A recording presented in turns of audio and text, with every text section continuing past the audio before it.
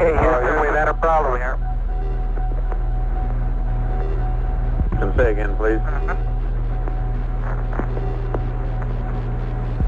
Houston, we've had a problem. It was plagued by bad omens and bad luck from the very beginning. Looks good here, flight. Good agreement.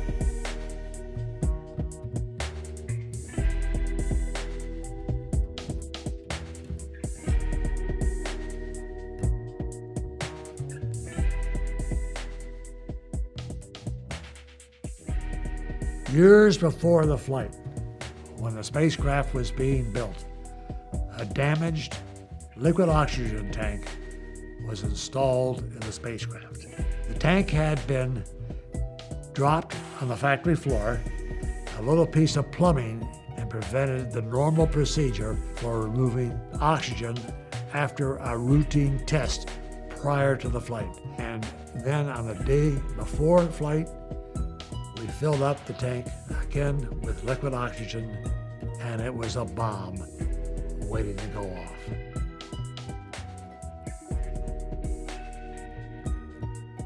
This is the crew of Apollo 13, wishing everybody there a nice evening, and we're just about ready to close out our inspection of Aquarius and get back for a pleasant evening at Odyssey. Good night. Actually, it was the end of the workday. We were fixing to go to bed after we did a few things to clean up, and the next morning go into lunar orbit and get ready to land. And then it was a large bang. When the explosion first occurred, we didn't know what happened. And that just rang through the metallic structure. Houston, we've had a problem. I was in the lunar module, and then I went down into the command module. We may have had an instrumentation problem, flight. Roger. And we had a pretty large bang associated with the caution and warning there. We started to look at the instrument panels. One of the quantity gauges of one of the tanks was 0. That was the tank that had blew.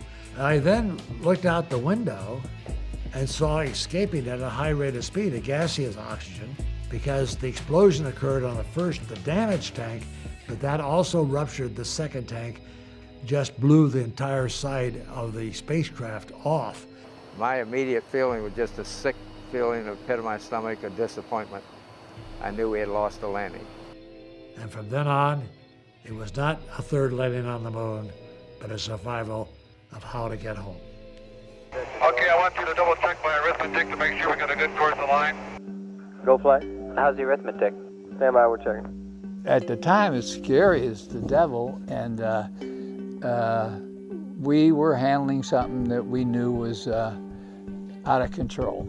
And every team that came on was dealing with a major set of problems to deal with. They just jumped to the task, and they knew what they had to do.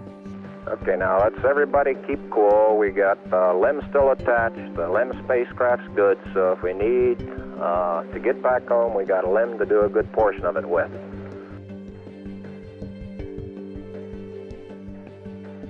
One of the biggest things we had to do in the dying moments of the electrical system in the command module was to transfer the guidance system and transfer the angle numbers from the command module to the lunar module.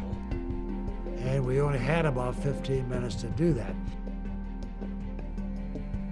About 20 minutes after the explosion, it was obvious that we weren't coming to a landing in the moon. We were going to go around it. Glenn had already been down in the trench with trajectory guys and came up with 5 trajectory return to Earth options. So we would have missed the Earth had we done nothing. So the first thing was to get us in the right direction to go around the moon. And that was the first maneuver we made. We used the landing engine, the engine we normally would have landed on the moon.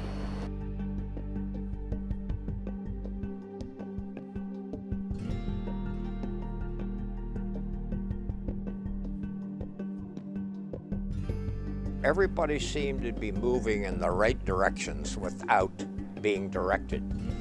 Everybody had a sense of what had to be done. The training guys brought the simulators up over there, and the crews were over in the simulators tracking virtually everything they were doing. Every configuration change that was proposed to be done was already being worked over in the simulators there. So you started getting answers from all these various directions.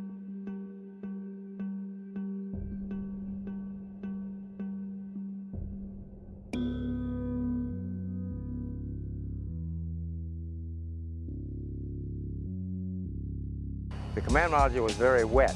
There was water everywhere. In the LEM, there's no inner walls, so you could see water on all the connectors, wire bundles, plumbing, every turn, a glob of water. And the command module, we actually had to get towels out to wipe off the instrument panel to see the instruments. We copied that report from Jim Lovell of service module separation at 138 hours. And there's one whole side of that spacecraft missing. Is that right? Okay, copy that. Farewell, Aquarius, and we thank you. So it was a question of getting this entire world geared and oriented to one single job: get the crew home. Teamwork was necessary. Good leadership, initiative to think outside of the box when things go wrong, how do we repair them? Those are the three things that were absolutely necessary. I was most proud of being in this team that knew what they had to do, and there was no doubt about it. The team completely faced up to what had to be done. In this case, it was a survival challenge that we were faced with. So there you are, we pulled that off.